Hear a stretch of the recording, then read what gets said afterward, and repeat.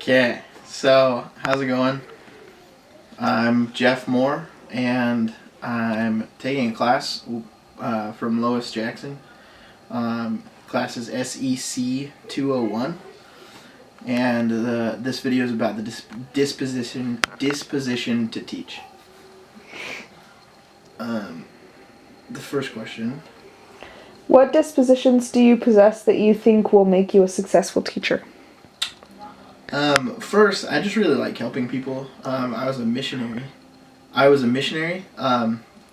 for my church for 2 years, where I taught people about Jesus Christ and about His gospel and what He's done for us, and how we can live with Him again and live with our families again.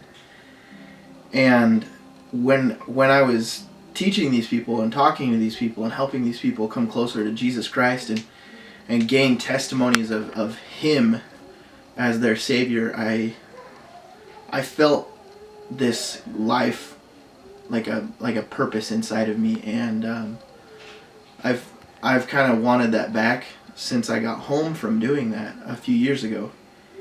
And I feel like, one, my desire to help people and impact people's lives helps me to want to be a good teacher, as well as that experience. Another disposition that I feel I have is that I'm a very supportive person, and I care about other people, and especially I care about education. I think that children should learn and should grow and should have the opportunity, every opportunity, to learn and get a good education and have good teachers and have that kind of support to help them.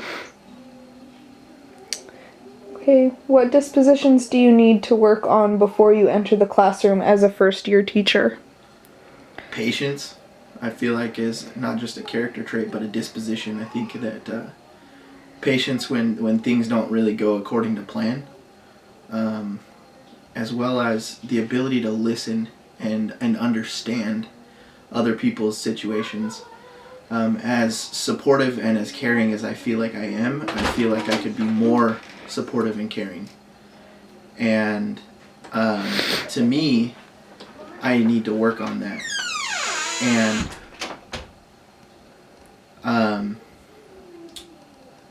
for instance, when I feel like I'm talking to someone and I'm being really, really clear, and they don't understand it, it gets under my skin because I feel like I'm doing everything I can to help that person, but they're just not understanding me.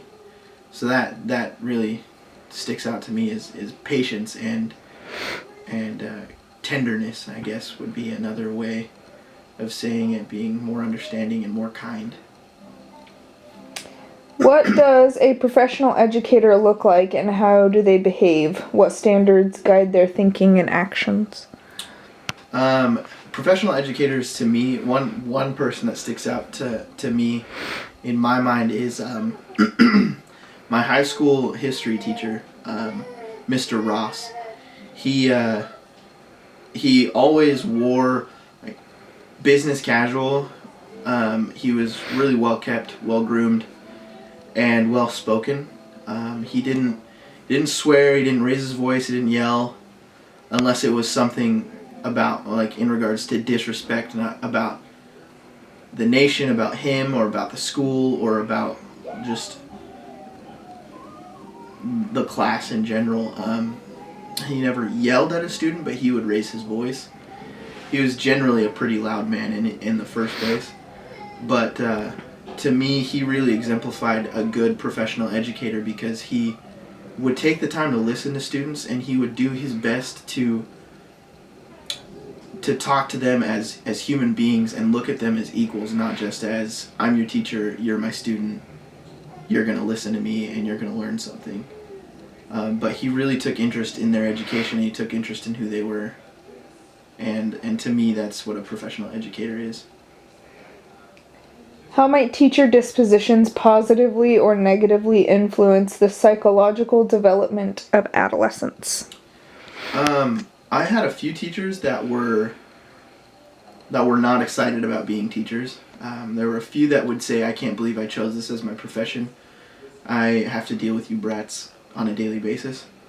And as a kid, as a 13-year-old and a 16-year-old, because it happened twice, that really didn't influence me to want to help people. It didn't influence me to want to go to that class. The teacher really actually had a negative effect on what education was for me. I didn't get much out of either of those classes because it felt like the teacher didn't care about me and didn't care about my education. So why should I care? So that's one way about how I feel like psychologically it could negatively affect my adolescence, because I look back and all I can think about is how those two classes, I don't remember what they were, and I don't remember anything I learned, besides the fact that I didn't like that person. Positively, again, referring to Mr. Ross, just it got me excited to go to class because he would talk to me. He would ask me about the music I was listening to, because at the time I was listening to a lot of blues rock and classic rock, and I was really into it, like the Doors and Led Zeppelin and stuff, and he loved that music growing up too.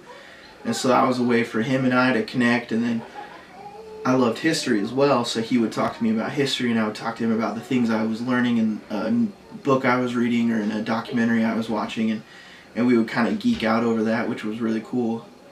And in my development, I felt like I was sinking.